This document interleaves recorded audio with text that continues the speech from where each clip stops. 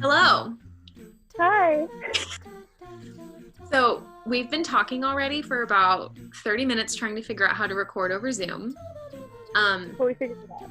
It's okay. Obviously, this is not my sister, Sydney. This is my friend, Riley. Sydney has decided not to do the podcast anymore because of school, because she's doing summer classes. And I was talking to Riley about Glee, who she is now a recent Glee fanatic, I would say. Mm-hmm. So I recruited her to join me to start, because we haven't done even a second episode yet. So we're going to start with episode 2, Showmance, today. Anything you'd like to start us off with? I'm Miss very Riley? excited to be here, and this is my first podcasting experience. I've never done this before. It is wonderful. We're also attempting a video over Zoom. So if that works, which hopefully it does, then we'll have the video version on YouTube as well. So we're just trying to figure it out. And sometimes it'll freeze. Oh no, you froze on me. And sometimes it'll freeze. There we go. Am I back? Yeah, you're back. Okay, good. You're back too. Yeah, we have some connection issues, but that's fine. Mm-hmm. We're not professionals. We're also on opposite sides of the country, so there's Yes, just like that's good. Yes, we have a time difference. Alrighty. So I have some notes. How many notes? How much do you have? I've got my little half notebook. I've got, I think, that many notes. That's I have like 2.25 pages of like small writing. Okay. I'm very excited. We also, do you have your best song, worst song too? Yes, I do. Let me just denote it because it's in my brain. Okay. Do you want to do, when do you want to do best song, worst song today? Do you want to save it for the end after we go through everything? I feel like we should save it for the end. Okay. Incentive for people to stick around. So I think everyone who's listening probably has listened to the first one, but if you're new, welcome to That's What You Missed on Glee. Riley and I are going to be talking about the Fox TV show Glee. We're going to be talking about episode 2, Showmance, in great detail, and talking about how awful Mr. Shoe is, particularly. And yeah, so obviously spoilers ahead. Highly recommend watching the episode before you listen to this one. Mm-hmm. I had a dream the other night that Netflix took Glee off of Netflix before we had a chance to finish, and I would have been very sad. That would be devastating. It would be devastating. I just found out they took off Pretty Little Liars, and I about cried. No. It's just, I haven't actually checked. I just had someone tell me. Oh no. So that makes me so sad because Pretty Little Liars is the show that I made my best friend watch with me for 12 straight hours driving back from Florida where I had gotten dumped and I was like crying in the car. Mm-hmm. And Pretty Little Liars is my show.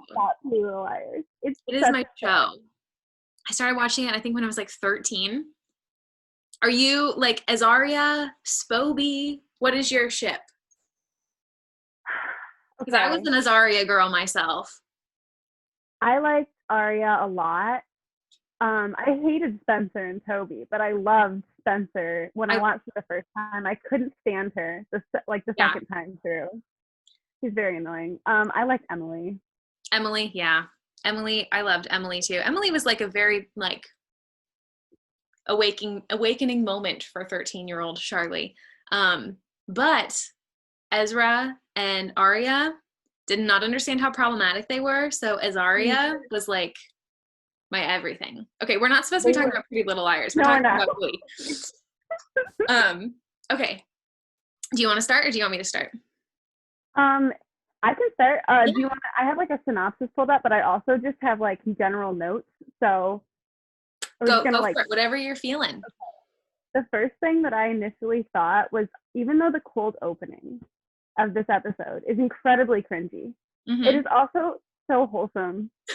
And like, if this is the very beginning of the series, really just put it onto this trajectory that it was going to be quite a show. I This scene love, in general. yes, Buenos Nachos, Mr. Shoe, which is something that Puck says to Mr. Shoe while he is simultaneously throwing Kurt into a dumpster. Did you see that, Is like, when Mr. Shu came, he had his, like, arm around Kurt like he was best friends with him, just like, buenos nachos, Mr. okay, I have a couple thoughts about that. First of all, Okay. like, Mr. Shoe is an idiot for not, like I know teachers that are like that oblivious. Mm-hmm. He was very oblivious to the bullying. But the Buenos Nachos thing just makes me think of Kim Possible. I don't know if you watched Kim Possible. I did. But anyway, so that's my first one. Do you have anything else in that beginning scene?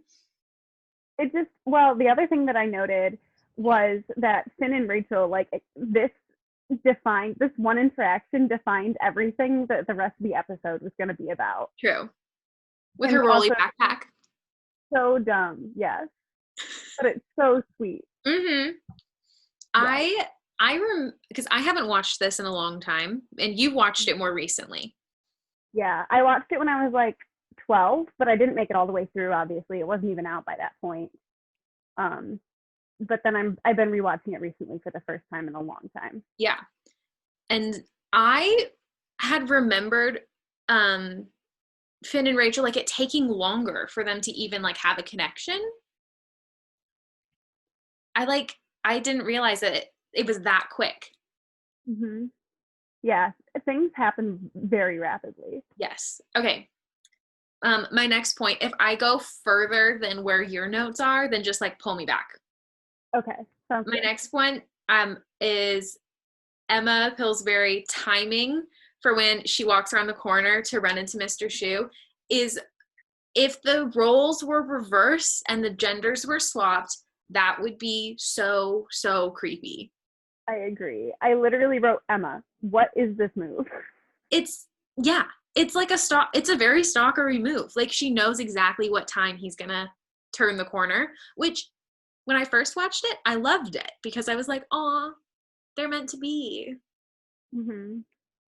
Yeah, I feel like the adults in this show got like more malevolent the older we get. Yeah, because we're like closer in age with like the people that are the adults sometimes. Okay, also, I've just realized that I have 2 notes that my friend who I went to high school with sent me after she listened to the first episode.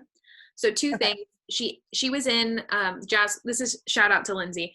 This is a she was in show, like, the jazz choir at our school. And so Oh, she gave cool. some information about how jazz choir, show choir stuff actually works. So in the first episode, Sydney and I talked about why does Glee Club need $60 a month, like, for a club, right? And Lindsay let me in on the fact that they have to pay for music. You have to pay for the rights to perform the music, which I didn't know. So there's that fun fact. And she also told me that the guitarist during the Don't Stop Believing scene actually was in my high school's jazz band. What? So that's 2 little fun facts that she told me about jazz choir and jazz band. He graduated, I think, in like 2005 or something like that. So he's like much older than the rest of us, but he played a high schooler in the show. Anyway, so I saw those in my notes. I forgot to mention that. That's incredible. I always wish we had show choir at my high school. I was in like choir all 4 years and I did a cappella groups, but like Oh, they cool. they don't hold a candle to like show choirs though. Our jazz choir. Go ahead. No, I just said matching dresses are my thing. Like, I love matching. Our jazz choir was like celebrity at our school. Like, a jazz choir and drumline, those were the coolest people you could be in school. I love a good drum line. Yeah. Okay. The next note I have is Sue calls Artie a half person. And they constantly refer to Artie, who is the character who is in a wheelchair, a half person. So my note is, stop calling Artie a half person. Disabled people are full people. That is my note because I get very upset whenever they call him a half person. It's very enraging.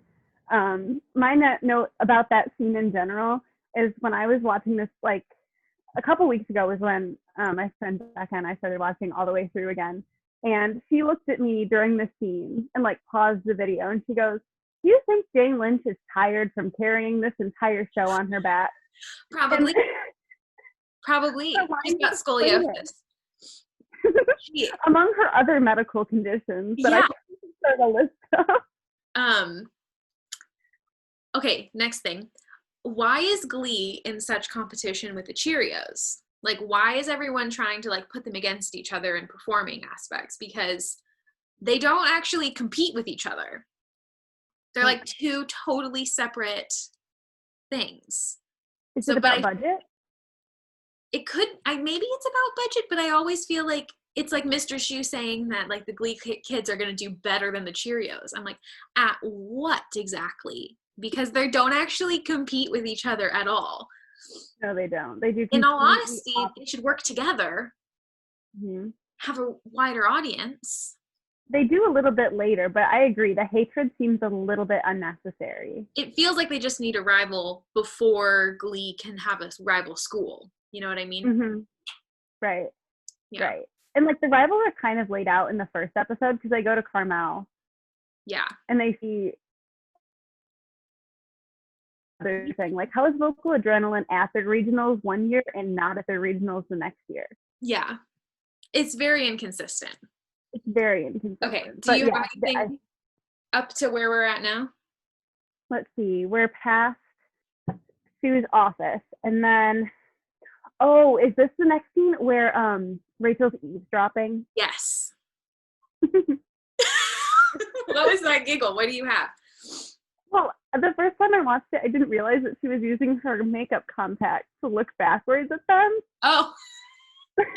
I just thought she was eavesdropping from like listening, but no, like she was watching them have that conversation. You gotta keep her eyes on incredibly creepy. That's disturbing. Throwing a slushie at Rachel is actually considered assault. I googled it. Throwing a slushie at someone is considered assault because the ice can cut your eyes. Did you know that they used real slushies though? They actually use real slushies? Yes, until like the third season, and then they switched to jelly, but then they switched back to slushies because it didn't look real enough. That's crazy. So it was a real slushie. Slushies are such a big part of the show. Like it's kind of like their little symbol of like the whole show. Right. Dang, I didn't know that. Well, Rachel gets a red slushie in the face after she eavesdropped, right? Is it red? I thought it was, maybe it's blue. It doesn't really matter. I was just like, wait. I always think that they're red slushies. In the morning at school, Will collides with Emma because she wants to see him. And then they have that little creepy stalker moment. Quinn Fabray, the queen of the Cheerios, tells Mr. Shu, hey, Sue Sylvester, who is the head of like the teacher. Is she the coach? I guess the coach, the Cheerios coach. Yeah, head coach of the Cheerios. She wants to talk to Mr. Shu. So Mr. Shu unfortunately has to leave his beloved Emma to go talk to Sue. They have their little talk. They're like, Santana before that literally just looks at Emma and goes, get a room. Yeah. No, and everybody knows. Everyone knows. Obvious. So they're like ruffling each other's, like Sue and Shu are like ruffling each other's feathers because they just want to be like at the top of the performing. They're basically like citing war on each other for the Cheerios versus the Glee Club. And then Rachel is eavesdropping while Finn and his girlfriend Quinn are talking to each other at the lockers. Because Quinn is saying that everyone thinks that Finn is gay because he's in Glee Club. And that's pretty much where we're at. Yeah. Yeah. And then Rachel gets slushied by Puck. Yeah. Okay. And I have some random notes from in there, and I can't tell you what they mean. Like, I just have one that says LMAO Quinn. Okay. That's probably maybe it was in response to Finn being gay. Maybe, or maybe it's what she says to Rachel when she like says like eavesdrop nuts. Yes. And then it doesn't matter. I love Quinn's voice. I could listen to her talk all day. Diana Agron is a very important part of my sexual awakening. She's True. incredible. She's lovely. I love She her. really has a beautiful voice. Um, But then the next yes. scene is the first number of the whole Wow. episode. Mm-hmm. I wrote Mr. Shu is tone deaf with freak out number. Because he thinks that because it went over well when he was in Glee Club, that it's going to go over well when everyone else is in Glee Club, because disco was big in the 90s, apparently, making a comeback. He only has his own interests at heart when he's picking Yes. music at this point. Yes. He really isn't considering, like, the treatment of these poor kids in this school. Exactly. Everyone's relentlessly bullied. Uh-huh. And also, what is with the white gloves? I don't know, but it reminds me of I guess maybe they're trying to do something all similar, but like gloves aren't a disco thing, are they? I don't think so. He wore gloves in marching band. They look like marching band gloves. Yes. What the drum major would wear, so you can see their hands. Yeah. That's the extent of the explanation, but it's a look. And then Rachel tries to kick Mercedes in the face. Oh, yes. That is great. I love their rivalry so much because nothing that Rachel will ever do will be as good as Mercedes. That's my opinion. Yeah. No, I totally agree with you. Is the best. And then there's all of the drama with like the actual actors going on right now, with Rachel being an awful person to work with. Oh, you mean right now? Right now. Currently. Like currently in like 2020. Yeah. Oh my god. Just another reason Mercedes should have been the star of the Glee Club, in my opinion. Rachel, okay, Leah Michelle is just like Rachel Berry in real life, possibly worse. That's pretty much. Riley and I were talking about that recently. Yeah. Generally the worst. It's like if Rachel Berry, like in real life, and she got away with it. So my next note is that, so the next scene is Mr. Shu and his wife Terry are looking for a house. Am I right that that's the next one? So, and this is one of my favorite scenes. I love Terry and Will scenes. They're hilarious, and they make me so uncomfortable because I hate Terry that much. Like, I hate Terry too. I really, really hate her. Like, I remember not liking her when I first watched it, but like, I have a whole new level of hate for her. I understand where she's coming from. I don't know what makes her such a hateable character other than like the way that they wrote her in. But at the same time, like her lines are horrible. I mean, they're beautifully written. They're so funny, but she's just generally the worst.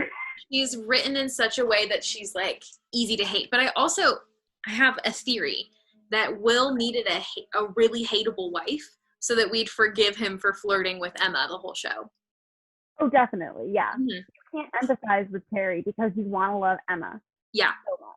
And like the way that they did the costuming and everything also plays in perfectly to that dynamic. Terry is the true Karen of Glee. Truly. Did you know that the actor that plays Terry is 6 years older than the actor that plays Mr. Schuster? No. She was originally told not to audition for the part because she looks incredible. old. That's ageism right there for you. Right, but she looks so much younger than him. And she does. Which doesn't really matter, but oh my goodness. She's beautiful. Jessalyn Gilsig is beautiful. My note is Terry is ridiculous with Christmas trees in the backyard in different colors because they want to buy a house, and she says she's always had a dream of growing her own Christmas tree, and she doesn't know what gender their baby's going to be yet, so she wants to know if they can have different colored trees growing in their backyard so they can cut down their own Christmas tree. It's so absurd. It's so good. It's so good. My next note is at the dinner scene. I don't know. What else do you have? I feel like my next note is I love Kendra. Just the character of Kendra. Is she the white? Is like she the sister? Yeah. Is she Terry's sister? Sister-in-law. Yeah. She's hysterical. I wrote actually that I found both her and Terry to be emotionally abusive towards their husbands. I agree fully. I think that their characters are hysterical, but they're So both ridiculous. very abusive. I know But Kendra's moms just poor. love them. Oh my god, like when she doesn't let her husband get up to go to the bathroom or like go do something with the kid or something like that. Or he needed to go to the bathroom, but she was like, you need to go take care, keep an eye on the kid because he has Needs an his inhaler or inhaler. It something was like like Kevin needs his inhaler or something like that. that. But I think so. She says something along the lines of, "You can't give up your craft room. Like a mother needs her personal space," Mm-hmm. which like prompts the two, Terry and Will, to continue the house hunt so that they can move. Okay, During that scene, next. one more thing. Yes. When Will, after the bit between Kendra and her husband, when Will just screams, Yeah. I think that's the most relatable line in that entire bit. It was just like watching that nightmare unfold. What would you do? I would probably just yell. Yeah. Sometimes when you're around kids, that just happens. Yeah. Just throw Or that around back emotional at them. stuff. Yeah, Oh man, they're a piece of work. they are. Then we go back to the house tour, right? With the realtor. Yes. My quote is, Will, we aren't raising a baby in a used house. They aren't clean. I wrote that down word for word because it was I too love good. the way she says it though. Uh-huh. Like, I said common knowledge. she's the perfect hateable character is what I wrote. It really is. And but she says it like it's something that everyone knows. She's like, well, we can't raise a baby in a, what is it? Well, we can't raise a baby in a used house. They aren't clean. Like, when she says it, it's kind of like, oh yeah. Like, that's how manipulative she gets. Like, she's saying, she believes it so wholeheartedly. She could convince anybody. Yeah. I forgot. I have one. Oh, go ahead. I have a question for you. Oh, answer. Would you pick a Sun Nook or a Grand Foyer? This is wonderful. This is so good. I love this because in this scene they have to kind of decide which they're gonna pick, the Sun Nook, Grand Foyer, right? Will wants her to choose one. She wants both. Is consistent that she will not be a full person unless she has both. Yes, I think I'd go for the Sun Nook personally. I don't know what I'd use a Grand Foyer for. Yeah, that's a little too fancy for me. I would prefer a Sun Nook. Yeah, agreed. The Sun Nook is so much more expensive for whatever reason. Yeah, it was like twice as much. It's like 24,000 versus 14,000 or something like that. Right. It's absurd, but I guess that's what like subdivisions will do for you. Yes, they're in like little McMansions. I said so the next I think is when Mr. Shu brings a new song to the Glee Club. Wait, there's one little bit left to that Terry and Will bit when she's like, "Come with me," and she takes him up the stairs and there's a girl's room that's off stage, and she goes, "This is where our daughter, our gay son, will sleep." Without skipping a beat, like in one sentence, one breath. So good. It's so funny because she like the idea that room is going to be set up like that. Yes. When they buy the house. Yes. That's the first thing that I noticed. The second part is just she makes this comment when Will is like, "We can't afford both." She goes, "It's my very own Sophie's Choice." Have you read Sophie's Choice by chance? No, I actually don't know that reference. Why don't you school me? Okay. I'm going to get it wrong, so I'm really quickly going to Google just to make sure that I don't get the Sophie's Choice bit wrong. Okay. I'm ready. I'm so excited to be schooled. But yeah, that scene is great. And eventually Will does give in. Yeah. And say like, let's go sign the paperwork or something like that. Because he wants to give her everything she wants. Okay. So it says that a Sophie's Choice refers to an incredibly difficult decision. The reference comes from the novel by William Styron. The film stars Meryl Streep. Okay. But it's set in World War II. when the title character must choose between the lives of her two children while imprisoned in the Nazi concentration camp Auschwitz. She's given an impossible choice. Pick one to live while the other is gassed, or watch both die. That's Sophie's choice. Oh. And that's what she compares. I love the reference even more. It's so problematic. Oh, so problematic. And that's the thing. And one thing that I've noticed a lot while watching this, and I'd love your opinion on it, is like, is the show problematic, or did they write the characters to be hateable? I think, well, I don't think funny on purpose. Do I think it's supposed to be funny on purpose? Well, like, not funny on purpose, but like problematic on purpose. Yes, because, well, one, I don't think that this show wouldn't be written the same way if it was being done today at all. But I feel like so much media has changed in the last 10 years. But I do think that they write the characters to be problematic in specific ways because they are so unique. It's like when you get further into it. But then there are characters like Bert Hummel, who is not at all problematic. The sweetest character ever. Yeah, the most like genuine. So they obviously have some like realm of what is good and what is not okay. I just think they really push the boundaries of the characters that they want the audience to hate. That's a good point. But then you have like Mr. Shu, who I feel like is a character you're supposed to love, but now we all hate him. I just don't think time did not do that character justice. Agreed. At all. I feel like he probably was very lovable when he first came on the air. He was. Now I adored him. Yeah, but now I don't resonate with him at all. I don't particularly feel any sort of emotions for him on his like one-on-one bits at all. Yeah. So but then you move on to my favorite scene so far is when the Glee kids get the song that they've been wanting for.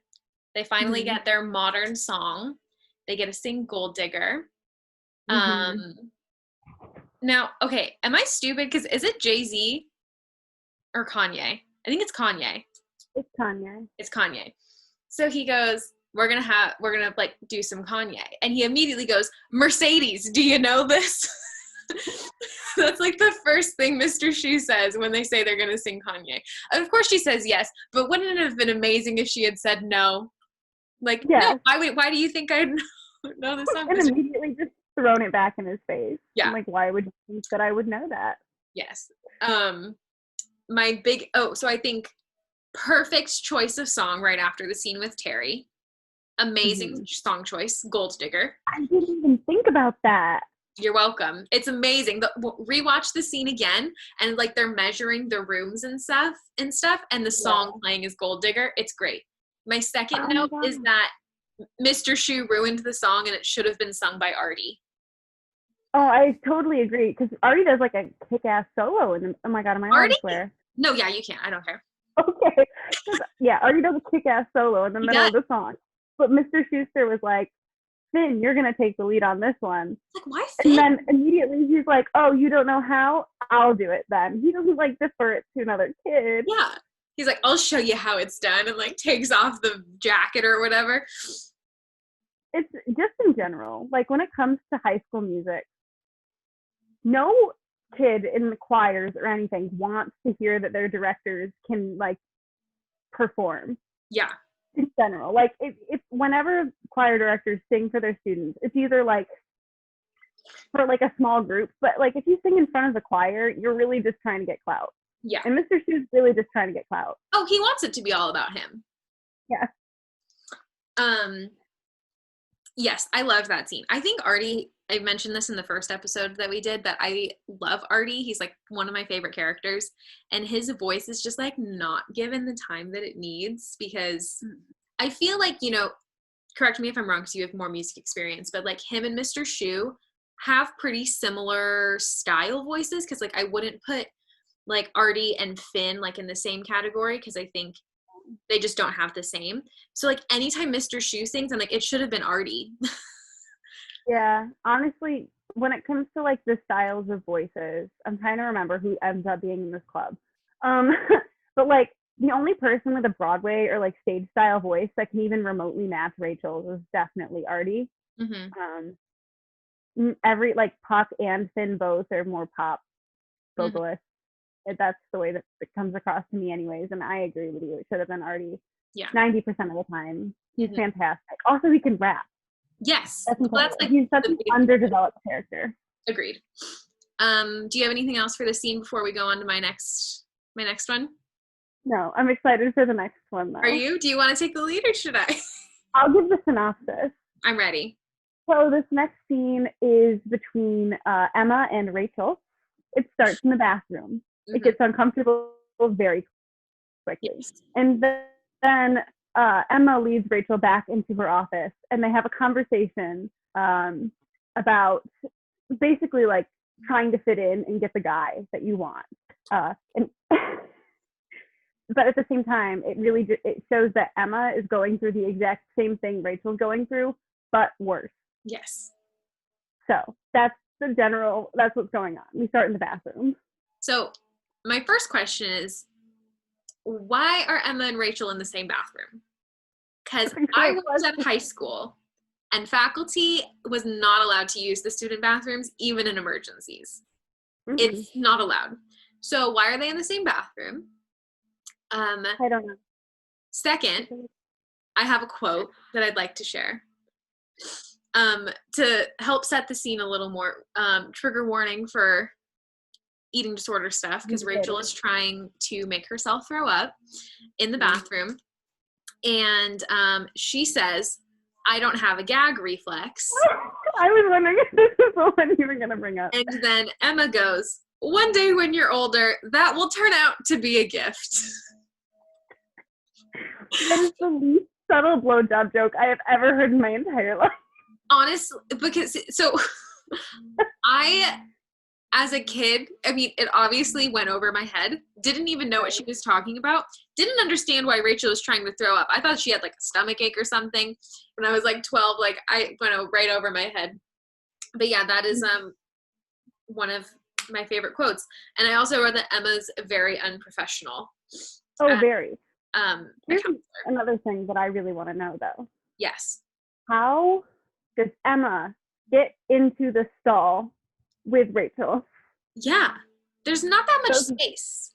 No. And the scene is shot such that, like, this camera perspective is coming out of the toilet lens. Mm-hmm.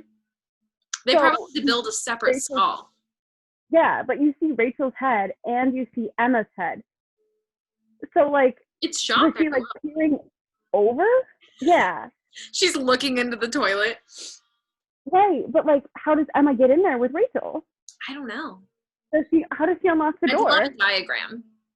I would also, like, there's either some sort of, like, climbing involved, or the door wasn't open. I keep trying to say the garage door. I don't know why. But the door was open and Emma just let herself in.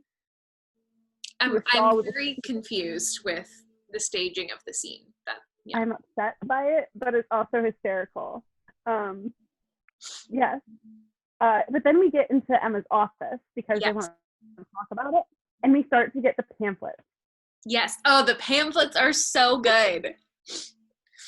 I can't remember. Do you remember what the one said that she hands? Oh, yeah. It's, so you like throwing up. I feel bad for laughing at it, but at the same time, I, like, love it. So funny. They're so funny. But there's, like, a couple others, and, like, the ones that I remember are, there's Why Can't I Stop Touching Myself? Yes. My mom is really angry. Is she bipolar? And there's wow, there's hair down there. It's the only other one I remember. Those are the 4 different emotions of a high schooler. You get one of those 4 options. Honestly, I think I could categorize every high schooler I know into one of those 4 categories. Yes, probably. That's pretty accurate. And I'm sure that there were others, but, like, those are the funniest ones. Those are genius. I just can't, like, So we, Emma and Rachel are kind of in similar scenarios of both wanting men who are unavailable. Yeah. And I don't remember what scene this is in, but I have a quote. And I don't remember what scene it's in. It's probably something that Sue Sylvester or the principal said. Okay. It's chromosomally challenged friends. And I don't remember who says it. Oh, it's Rachel. Is it Rachel? I think it's Rachel because um she's talking. Oh, it's when they're making the posters, which is in a little bit, but um it's when they're making the posters and Finn is talking about how he's going to get mutilated at the pep rally because Yes. they're singing disco, and then she goes like, "This will avoid us, you getting beaten up by your chromosomally disadvantaged friends." Yes. In my mouth, like my jaw hit the Yes. floor when I heard that line. There are some lines that I'm just like, this show would be canceled so fast if it came out now. Oh my goodness, it's terrible. Yeah. What do you have next? Let's see. Oh, but the next scene is the scene with the poster making, right? Yes, I think so. I think so. A couple of my favorite bits from that scene.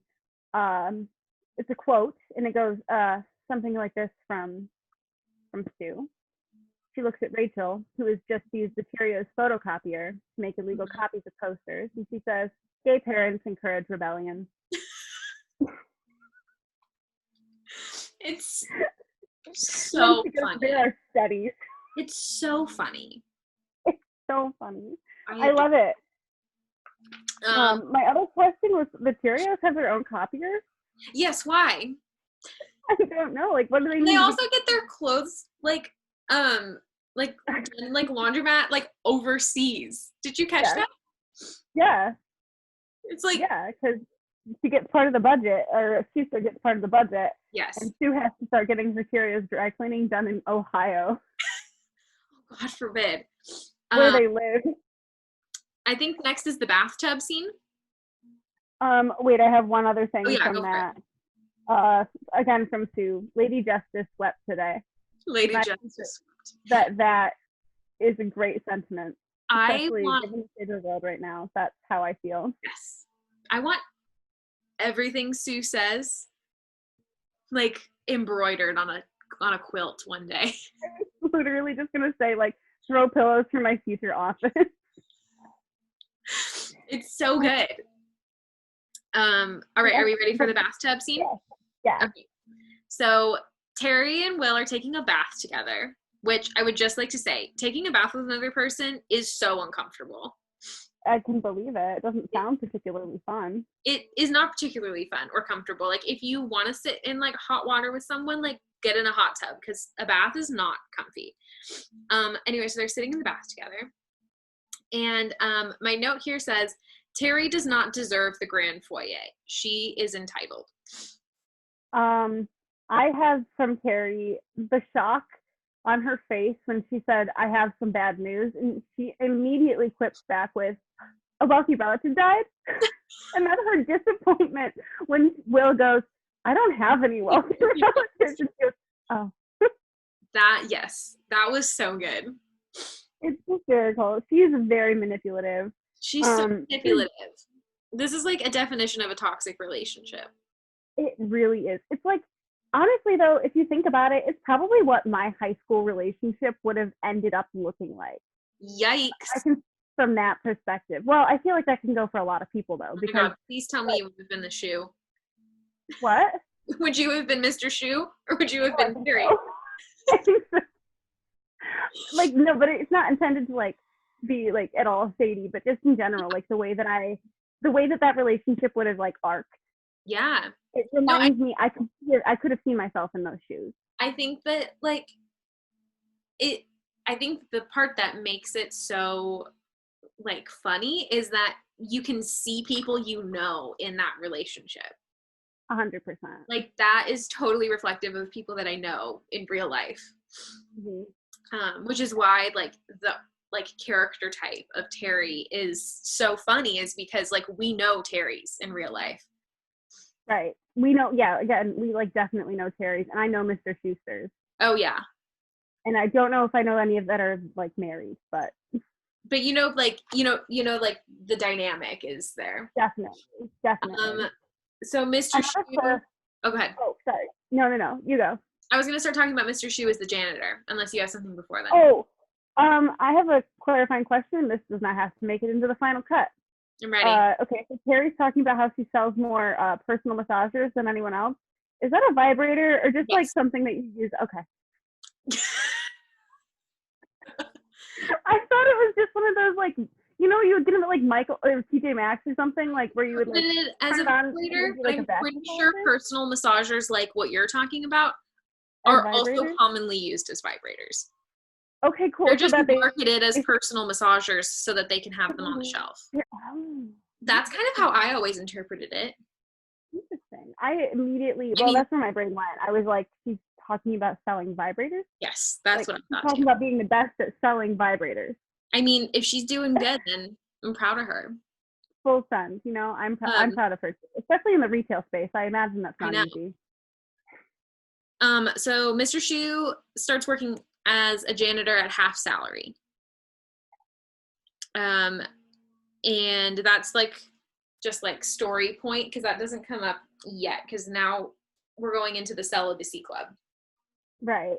But before that is when Principal Figgins. Sue drops a protein shake on the floor, and Figgins tells her to clean it up because janitorial staff was cut because of budget cuts, and she refuses to because she gets a note from the school nurse that says her lupus prevents her from cleaning things. Yes. And I started a list of Sue's health issues. Oh, so far it's hepatitis, lupus, and hypothalamic amenorrhea because she doesn't have a period, and we established that earlier in the episode. Yes, I love this. This is so good. I'm so excited about your list.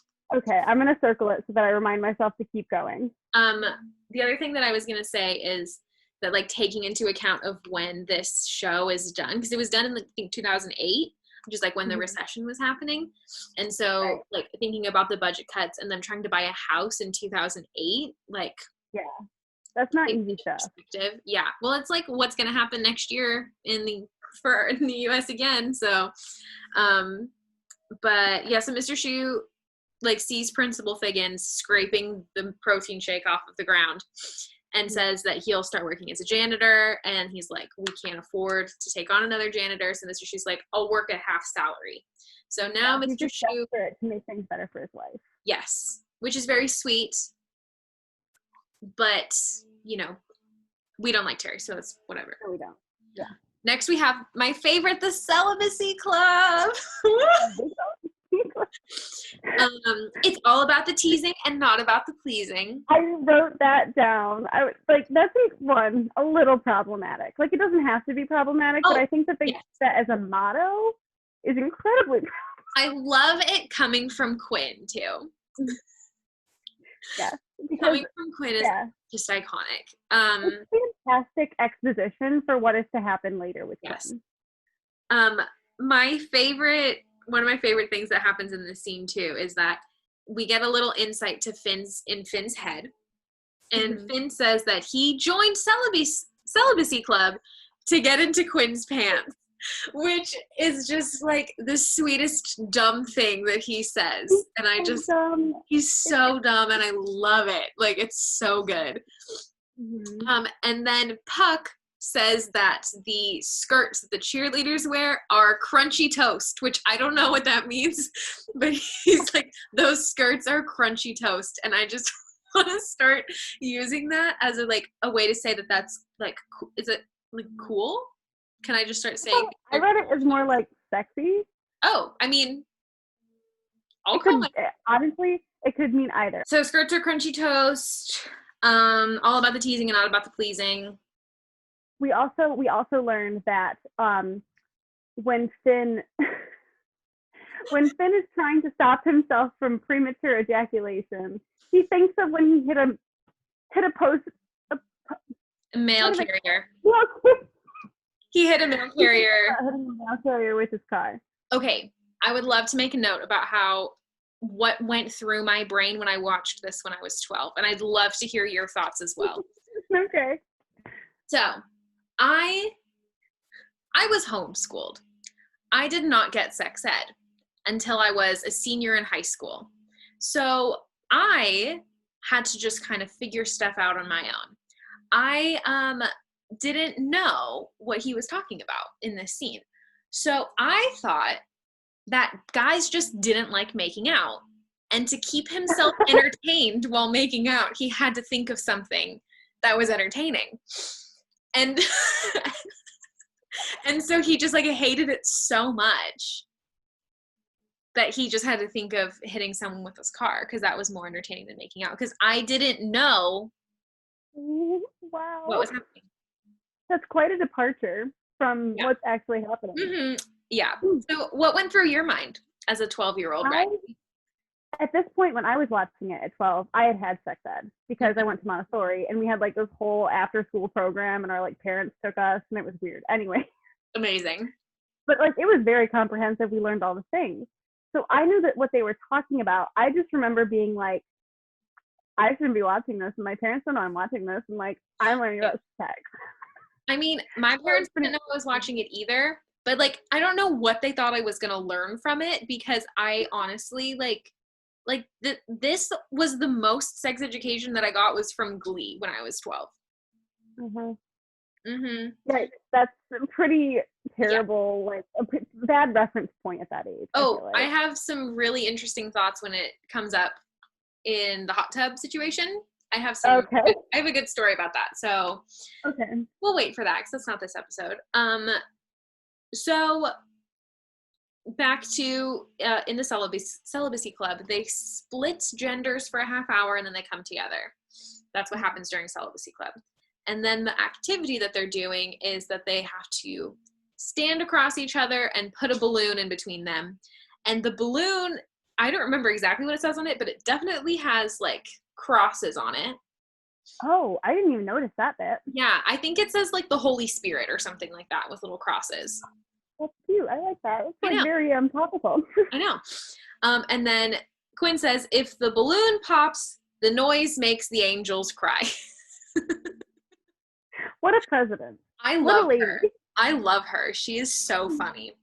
She's very steadfast in her faith, and there's a degree to which I can appreciate that. Yeah. You know, I'm okay. I'm chilling. You know, if she was saying this to everybody, I'd be like a little annoyed. But you know, they went to celibacy club. Exactly. She has her own club. She can talk about what she wants to told, yeah. So basically in the scene, Rachel's all upset because she didn't get paired with Finn, obviously, because Finn is with his girlfriend. Yes, and this is Rachel's first time at the celibacy club meeting. Yes. Because she wants to get with into Finn's pants, yeah. And so what happens is the balloon between Finn and Quinn pops, and Quinn gets all upset, and Finn's like, "It was my zipper."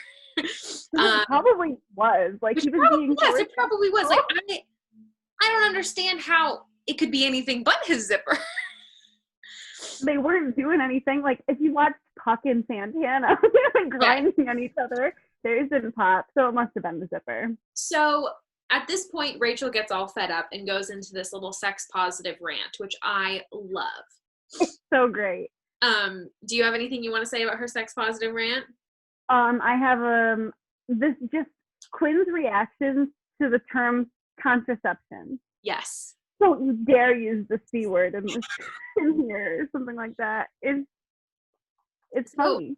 In summary, Rachel pretty much says like, be prepared, have sex if you want, and girls want to have sex too. And then this little light bulb goes off in Finn's head, like, oh, I'm not getting it from Quinn. Rachel seems pretty cool. That's kind of how I interpreted the scene. Yes, definitely. It was a moment for Finn where he was like, wait, you're telling me that I could, in fact, be having sex if I chose, and I'm being led, like misled, basically, by my girlfriend. Yes. Which, like, Quinn is, like, totally entitled to her values, but I don't think that she's projecting them onto Finn, I think. I totally get that. So the next scene is when Will is working as a janitor, I think, unless you have something before then. Yeah, I think that's what I have next. Okay. So my first note is that Emma and Will are much too flirty together. Oh, let me summarize. Or do you want to summarize? I can summarize this one. Yeah, go for it. Will's working after hours as a janitor. Emma's after hours doing SAT prep on Tuesday nights, I think it is. And she runs into him cleaning in the astronomy classroom. And Emma offers to help, basically. And during this scene, Will confronts Emma about her OCD, basically. So my first note is that they're too flirty together. Definitely. But I do note that Emma is very sweet, offering to help. Yes, I think it's very sweet. And just from like a friendship level, if they were less flirty together, I think they'd have a really solid friendship. But I do get like why they're flirty, you know? I also wrote that blue collar work isn't embarrassing because Will makes a joke like, don't tell anybody that I'm working as a janitor. And I really hate this idea that he's like, I get why he feels embarrassed because he wants to seem like secure in his like financial situation and stuff, but it just like paints this picture of, you know, people who are doing more manual labor jobs are lesser than the people that do like education and stuff. I fully agree. He's not being thoughtful towards people that work in janitorial or custodial positions as a full-time job. Yes. I was just thinking about it while watching it because it was something that was like in my head recently, so I made a note of it because I had been thinking about it. And then about Emma's OCD. So I made a note that I think Will actually did something really good with Emma and her OCD. And he started doing it in a creepy way, though. He did it in a creepy way. But, you know, from my experience with obsessive compulsive disorder and anxiety and stuff, exposure therapy is really good. He puts a little like chalk dust on her nose and leaves it there for like a couple seconds and then takes it off, which is like exactly how you do exposure therapy. Yeah. And he did it, which was like great, but he did do it in a very creepy way. Yeah. But to piggyback off of what you said about him doing the right thing, it's also even more correct. I mean, not correct, but it's more helpful because she's comfortable with him and like knows that he would never intentionally harm her because of their like flirty dynamic, which honestly, that even more so reinforces to me that was a helpful move on his part. And he doesn't shame her for it like he goes on to do later, and he does he do it in the first episode? I don't know, but like he doesn't always say the right thing, but in this moment he definitely did. I think this is like so far in the show, this has been the most redeeming thing about Will to me. Yeah, I agree. I just wish that he had done it not at 9 p.m. in an astronomy classroom after hours. But while they're having their moment together, the PE/football coach sees them having a moment together. Yeah. And he's upset because he has a crush on Emma. Yes. So hard. Yeah. The way that he feels about Emma is the way that Emma feels about Will, because they kind of like pine after each other in a little triangle situation. I guess it's a line because Will doesn't can, but I think the next scene is their performance in front of the school. Am I right? Well, first Rachel calls an emergency meeting at a Glee club. Yes. And says, we're not doing disco. Here's the new sheet music. We're going to give them something they want. And then somebody rebutes that statement with like, is it like money? I don't remember what it is. But Rachel goes, no, sex. Yes. So and then yes. So Rachel's taken over their show. Also, if the performance is is it the next day that they're doing it, and she like threw it together in a day? It's so good. It's the choreography. I have a lot of thoughts about this. So first of all, so they do this song "Push It," which is a very sexual song. They do some very sexy dances, and I'm not quite sure. So my first note is that it reminded me of my high school rally that we did every year, called the Lip Sync Rally. And it was the most like exciting thing at my high school, which every February people like did a competition during like an hour rally time where they would do like a group choreographed dance performance and lip sync to a song or like a mashup of songs. And it was the most sexual thing that I had ever witnessed in my entire life. It was basically like striptease time. Like the guys would like take off their shirts. Girls were wearing like booty shorts and tank tops. It was like the one time of the year that the dress code wasn't enforced.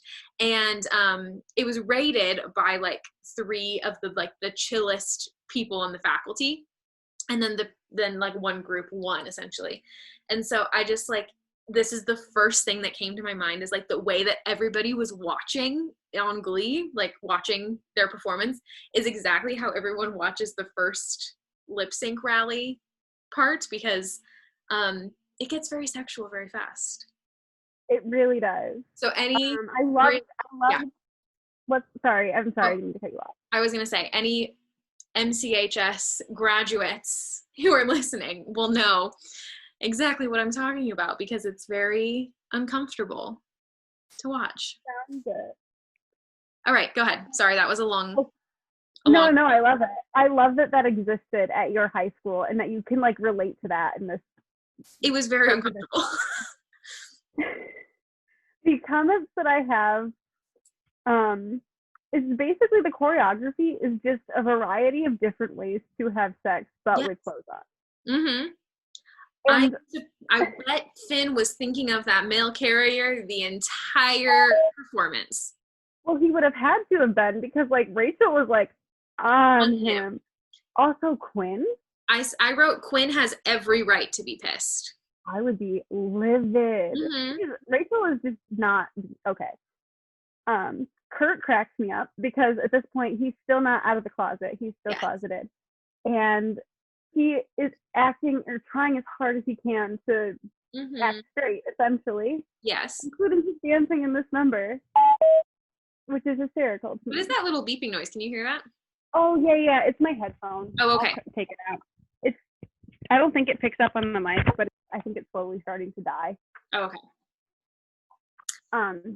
But I still have one, so we're good. Okay. Yeah, that's pretty much all I have. Oh, Figgins just vibing the entire time. He's just like. And then you have Emma, who's like, "Yay, Glee!" I wrote. Okay, so my next note is that after the performance, everyone's obviously pissed at Finn and Rachel for like orchestrating it, right? And I wrote, student body is thrilled. Student body is thrilled. They're like finally having some respect for Glee Club. I wrote this quote from Sue is that they should be in foster care. She wants to put all the Glee Club kids into foster care after the performance, which is hilarious. That's like the thought that she has, like take them away from their parents. Mm-hmm. They're not doing a good enough job.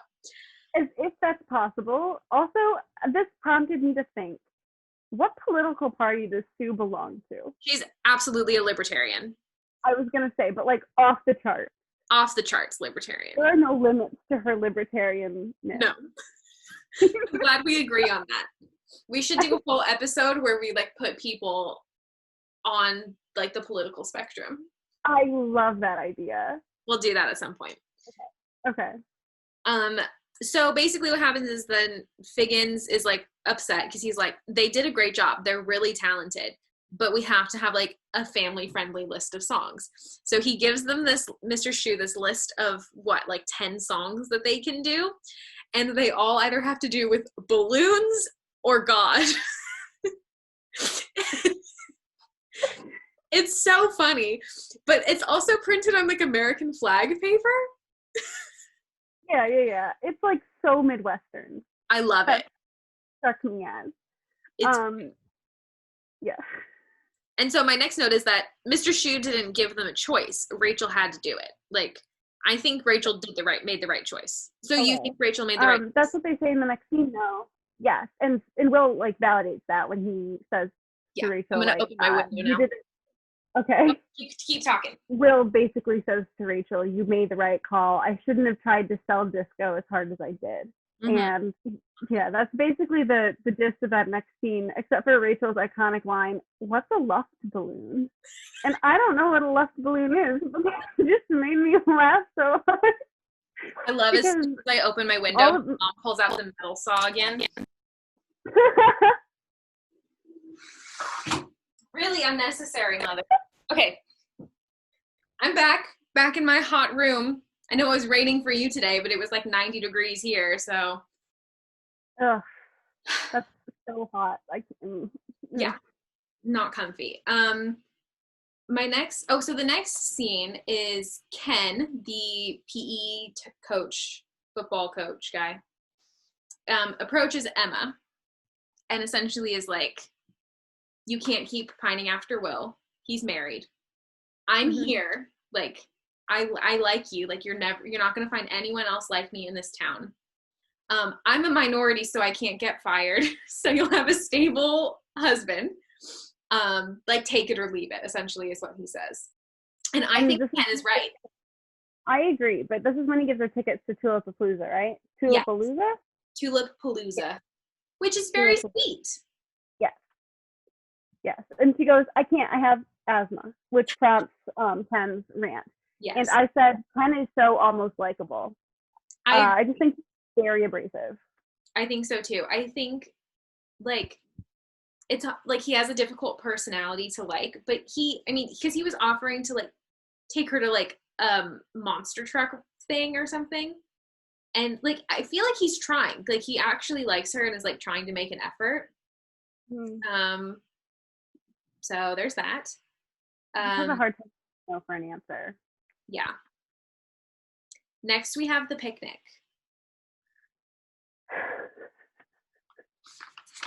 I have some childhood thoughts to share in this scene as well. Okay. I think it's first, just like in the beginning though, I think it's incredibly funny that Rachel, a high school choir kid, took it upon herself to warm Finn, like they were doing warm-ups. And like Finn was getting up there. I was just very impressed with his vocal range because that's really high. And also it's really weird that a high school sophomore like in a peer just casually like worked vocal lessons together. That never would have happened when I was in choir. It was interesting and the dynamic was very uncomfortable, and it was immediately clear to me that something weirdly sexual was going to happen. Yes. Because Rachel goes, would you like to take a break and like have a snack? And then she like goes like this with her arm. If you're not watching, I'm like gesturing Vanna White style with my arm. And there's like this whole picnic set up. And Beautiful. He's like, oh, so that's what that was. Like, he's just the sweetest dummy that there ever was. Straight up like, I was wondering what that was. So cute. I said, Rachel's picnic is so cute. But the whole scenario, I feel like Finn is totally in the wrong because him and Rachel end up kissing. Yeah. And he cheats on Quinn, essentially. So then my note was that's hardcore. That's like full-blown cheating for high schoolers. So I have a question. Okay. Do you think Finn only kissed her because Rachel is like okay with having sex, or do you think there's something that he actually likes her? No, I don't think that it's just because she's open to having sex, because we learn later that that's not something that she is particularly interested in. Yeah. And though that isn't like totally clear at this point. Mm-hmm. He also has like a whole speech about like how he thought she was weird and then he heard her sing and then like she just became like an angel in his eyes, and like that was really, really sweet. It is really sweet. And like when I was in like choir in high school, that's all I ever wanted to hear. That's so cute. So like I get it too. I don't think that he only kissed her to have sex, like because he wanted to have sex. I was just curious because I can see how someone would think that watching it after what had previously happened, like in the celibacy club. But I think that's one of his motivations for sure. I think that hearing Rachel talk about like what women actually want too, like opened his eyes to something that he hadn't experienced before. Because like we don't know that he's dated anybody else before Quinn, but we know that they've been together for I think 3 months, I think that he says. And chances are like he probably didn't date anybody when he was a freshman. And then the only other woman that he knows is his mom, and his mom has been single like his whole life essentially. Mm-hmm. So like this is the first time that he's like hearing an experience from someone who's like being totally honest, and he's probably just like excited to get to know somebody different. Definitely. I think that Rachel offers to him something he didn't previously know he could have, which is like an open, trusting relationship. Yeah.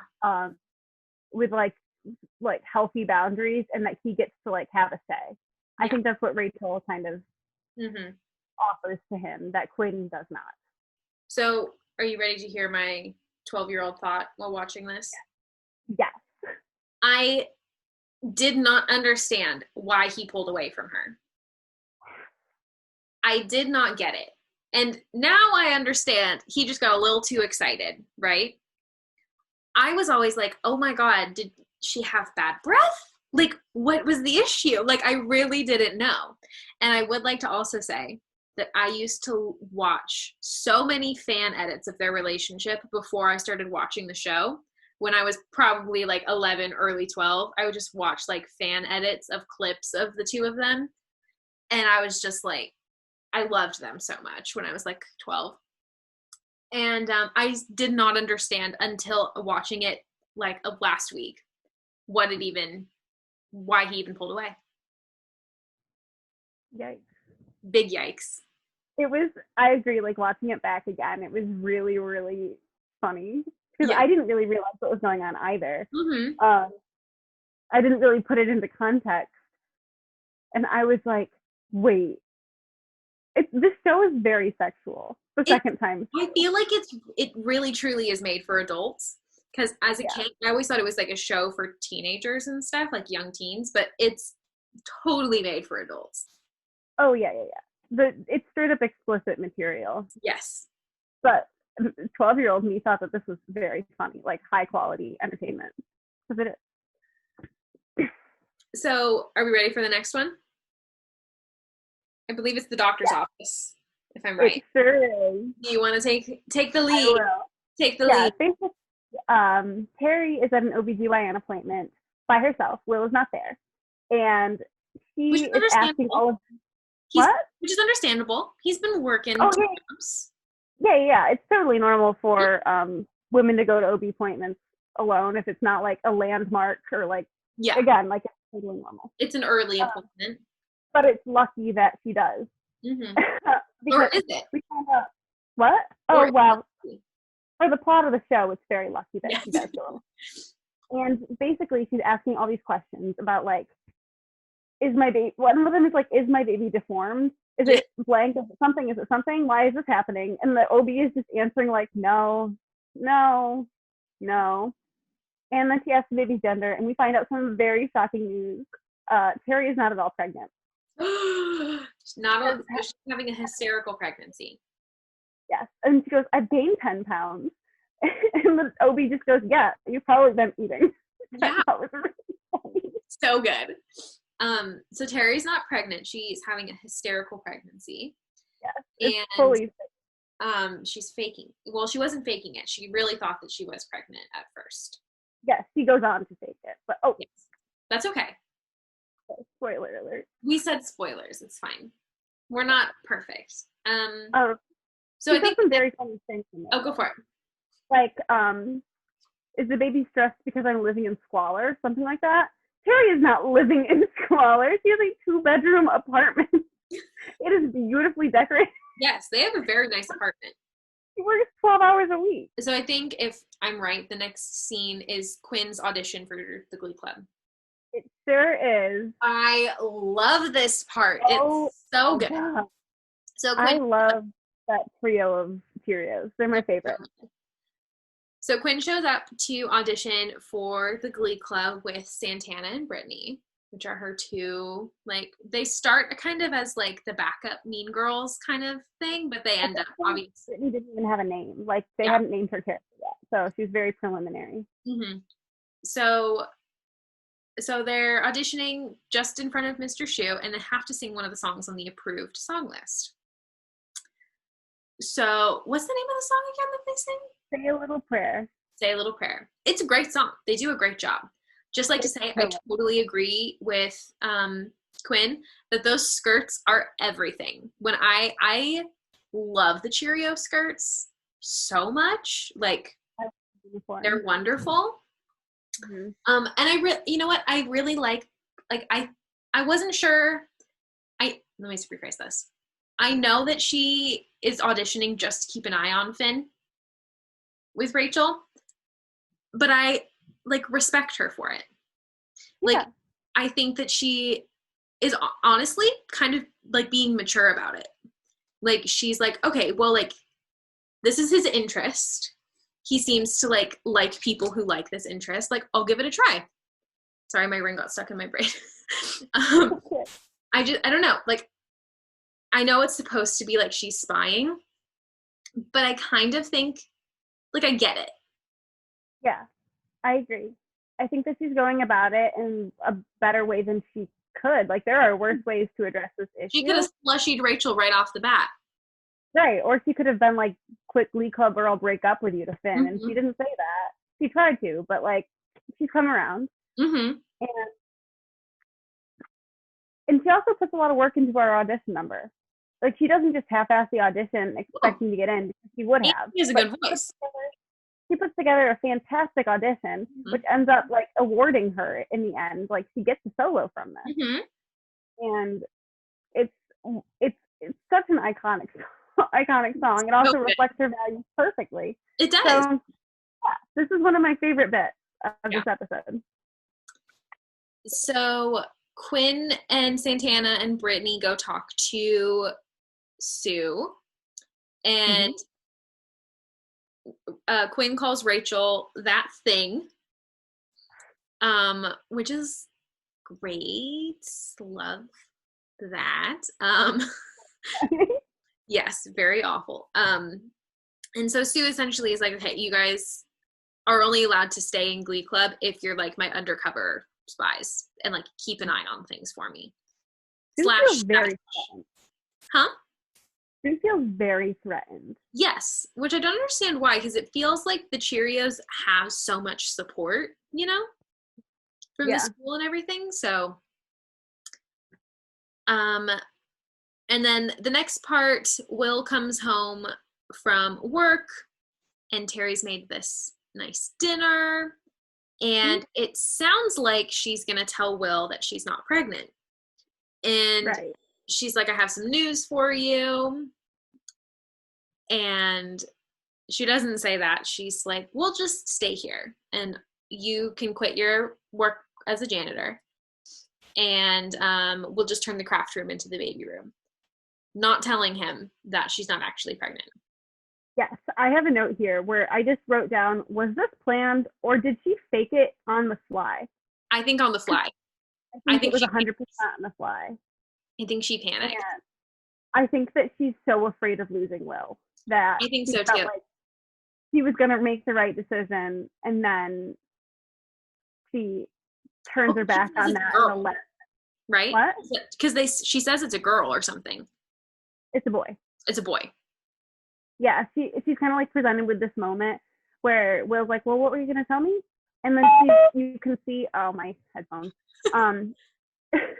It's going to keep beeping. I don't think I'm going to switch them just because, like, I don't want to lose the audio, but we should be fine. Okay. Basically, Will confronts her with, like, what were you going to tell me? And she just comes back with, like, a blank stare. And then she goes, it's a boy. She's, like, in the very beginning stages of pregnancy. Yeah. There's no way that, like, they know the gender yet. We're back. I had to move because my computer was dying. Okay. I think we're good. Okay. The next one will be much smoother. Yeah, we'll figure this out. Yes, we'll work out all the kinks. But we're pretty much almost done. So then, like, for the final part, Will is right when he's talking to Rachel in the choir room, because go ahead. Oh, this is just a line that she says when she's like, can I practice in the auditorium? Our neighbors are filing a lawsuit. Yes.